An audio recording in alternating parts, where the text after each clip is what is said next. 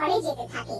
তুমসা কোই প্যারা কোই মাসুম नहीं है, तुम चीज क्या जाने तुम्हें मालूम नहीं है। তখনই রাস্তায় সে হঠাৎ ভেতরে ভয়ানক আওয়াজ শুনতে পায়।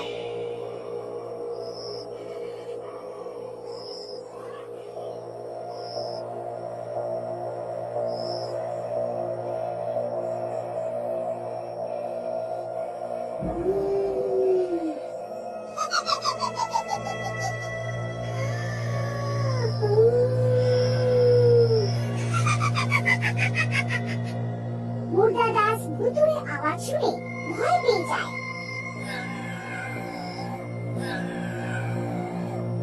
কে এখানে? দেখো, আমাকে ভয় পাইও না, আমাকে যেতে দাও। আমার এখানে থাকা বিপদ থেকে কম হবে না, আমার এখান থেকে তাড়াতাড়ি বেরোতেই হবে। জানি না কেন আমি আজকে এই রাস্তাটা নিলাম। লোকেরা তো বলে এই রাস্তা তো ভুতুড়ে, কিন্তু আমি তো কোনোদিনও ওদের কথা বিশ্বাস করিনি। পালা মুর্দা দাস, না হলে তুই সত্যি আজকে মুর্দা হয়ে যাবি। তখনই ওর সামনে থেকে বিশাল ভূত নজরে আসে। মুর্দা দাস নিজের সাইকেল উঠে উল্টো পায়ে দৌড়তে থাকে। আরে বাপ রে, মরে গেলাম রে, কোথায় ফেসে গেলাম, বাঁচাও রে। কিছু দূর গিয়ে মুর্দা দাস রাস্তায় কিছু পড়ে থাকতে দেখে। হে ভগবান, সব বিপদটা আজকেই আসবে নাকি? এখন কি পড়ে আছে মাঝ রাস্তায়? আমি কি আগে গিয়ে দেখবো নাকি? কি করি? যখন মুর্দা দাস ওর কাছে গিয়ে দেখে, তারপর ওর নিঃশ্বাস আটকে যায়। আরে, হে তো একটা ছাচ্ছুটি, পালাও পালাও। মুর্দা দাস নিজের সাইকেল ওখানে রেখে পালাতে থাকে। আরে পালাও রে পালাও, নিজের প্রাণ বাঁচিয়ে পালাও। আরে দাদা, কেউ আমার সাহায্য করো, আরে মরে গেলাম রে। তখনই একেবারে ওই শাকচুন্নি ওঠে আর মুর্দা দাসের পেছন করতে থাকে। আরে পালাচ্ছিস কোথায় রাজা? দাঁড়াও তো, দেখো আমি কখন থেকে তোমার অপেক্ষা করছি। তোমার অপেক্ষাতে আমি রাস্তায় শুয়েছিলাম, আরে তুমি যে আসলে আর বিনা মুখ দেখা দিয়েই চলে গেলে। দাঁড়িয়েও যাও এখন। আরে না, আমার কাউকে মুখ দেখানো নেই, দয়া করে আমাকে ছেড়ে দাও। মনে হয় শাকচুন্নি আমার পিছনে আসছে না। ভগবানের লক্ষ লক্ষ ধন্যবাদ, আজ তো একটু চুলেই বেঁচে গেলাম। পরে কেউ রাস্তায় পড়ে থাকুক, আমি কোনোদিনও থামবো না। তারপর সে খেয়ে দিয়ে শুয়ে পড়ে। তারপর সে একটা স্বপ্ন দেখে। স্বপ্নতে ওই শাকচুন্নি দেখা দেয়। তুই আমার থেকে বাঁচতে পারবি না, হয়তো রাস্তাতে বাঁচলেও এখানে বাঁচতে পারবি না। মুর্দা দাস শাকচুন্নিকে দেখে খুব ভয় পেয়ে যায়। তার আসলে ঘাম বেরোতে থাকে। না না, আমাকে ছেড়ে দাও, আমাকে মেরো না। আমি তোমার কি ক্ষতি করেছি? আমাকে ছেড়ে দাও, আমাকে ছেড়ে দাও। আজ তুই জ্যান্ত বাঁচবি না, আজ তোকে মেরে আমার সাথে নিয়ে যাব। তারপর শাকচুন্নি মুর্দা দাসের উপর নখ দিয়ে আক্রমণ করতে এগিয়ে যায়। মুর্দা দাস যেভাবে ছটপটাতে থাকে, কারণ সে নিজের স্বপ্নতে বন্দী হয়ে যায়। তার জন্য সে কিছু করতে পারছিল না, আর অবস্থা খারাপ হয়ে যাচ্ছিল। না, তুমি আমাকে এরম ভাবে মারতে পারবে না, আমি এরম ভাবে মরতে পারি না। আমি জানি এটা স্বপ্ন, স্বপ্নতে কেউ কাউকে মারতে পারে না, মারতে পারে না। মুর্দা দাস জাগার চেষ্টা করে, ও ছটফট করতে থাকে, কিন্তু তার ঘুম ভাঙে না। মুর্দা দাসের অস্বস্তি দেখে শাকচুন্নি জোরে জোরে হাসতে লাগে, আর ওর মুখে নখের দাগ করে দেয়। তুই যত খুশি চেষ্টা কর মুর্দা দাস, তুই বাঁচবি না আজ। আমি তোর স্বপ্নকে দখলে করে নিয়েছি। তোর বুদ্ধি আমার শক্তি দিয়ে দখল হয়ে গেছে।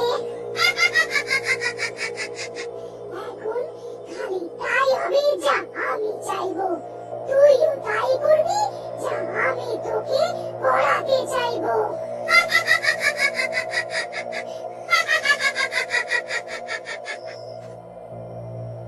মুর্দা দাসের খুব ব্যথা হয়। ও ঘুমের মধ্যে হাত পা এখানে সেখানে মারতে থাকে, আর অনেক চেষ্টার পরও সে ঘুম থেকে উঠতে পারে না। তারপর সেই শাকচুন্নি নিজের শয়তানি শক্তি দিয়ে মুর্দা দাসের আত্মায় দখল করে নেয়। এই মুর্দা দাসের আত্মা, আমি তোর স্বামিনী, তুই এখন আমার দখলে। নিজের মালিকের কথা শুনে ভেতর থেকে বেরো আর আমার সাথে চল। না না, বাঁচাও বাঁচাও, না এরকম হতে পারে না, কেউ বাঁচাও আমাকে, বাঁচাও বাঁচাও। তারপর শাকচুন্নি নিজের শক্তি দিয়ে নিজের আত্মাকে ওর শরীর দিয়ে বের করে দেয় আর নিজের সাথে নিয়ে যায়। মুর্দা দাস স্বপ্নে চিল্লাতে থাকে। সে নিজের আত্মাকে থামানোর অনেক চেষ্টা করে, কিন্তু শাকচুন্নির শক্তির সামনে কোনো বশ চলে না। মুর্দা দাস এরকম ভাবেই ছটফটায় আর ঘুমের মধ্যে তার চোখ থেকে জল বেরোতে থাকে।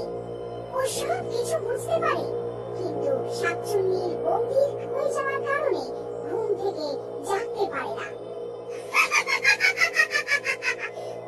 আমার থেকে শক্তিশালী কেউ নেই পুরো সংসারে। আমি সর্বশক্তিশালী। আমি কারোর বুদ্ধি দখল করতে পারি, কারোর অন্তরাত্মাকে দখল করতে পারি। এখন আমি সবার আত্মাকে ওনার শরীর দিয়ে বের করে ওদের গোলাম বানাবো আর পুরো বিশ্বকে রাজত্ব করব।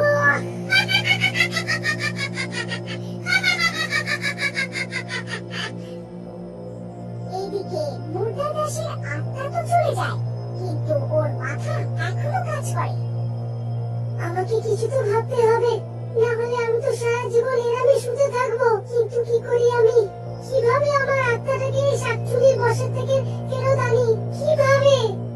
তারপর তার হঠাৎ মনে পড়ে যে যখন সে একবার গ্রাম গিয়েছিল, তখন রাস্তায় সে এক বাবাকে পায়, যে কথায় কথায় তাকে একটা মন্ত্র বলেছিলেন। মুর্দা দাস ওই মন্ত্রকে মনে করার চেষ্টা করে। আত্মা বেরিয়ে যাওয়ার পর মুর্দা দাসের শরীর কমজোর হয়ে যায়। মাথায় বেশি জোর দেওয়া মুর্দা দাসের খুব কষ্ট হচ্ছিল। ওই মন্ত্র এরকম সমস্যার সমাধানে চলেছিল, আমাকে সময় থাকতে মনে করতে হবে ওটাকে। মন্ত্র মনে করতে করতে হঠাৎ তার মুখ থেকে নিজে থেকে ওই মন্ত্রের পবিত্র শব্দ বেরোতে থাকে। ওম নমঃ শিবায়, ওম নমঃ শিবায়, ওম নমঃ শিবায়, ওম নমঃ শিবায়, ওম নমঃ শিবায়, ওম নমঃ শিবায়।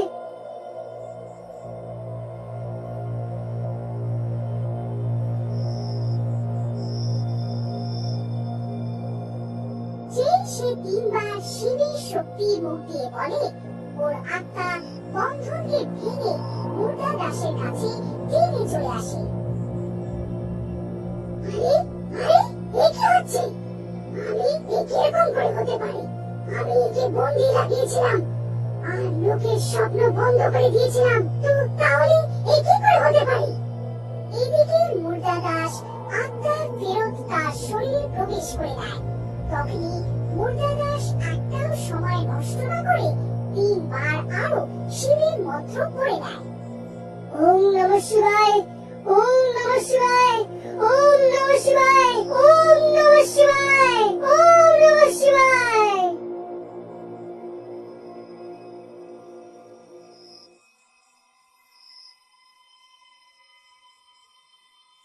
আরে এ কি? মুর্দা দাস তো স্বপ্ন থেকে মুক্ত হয়ে গেল।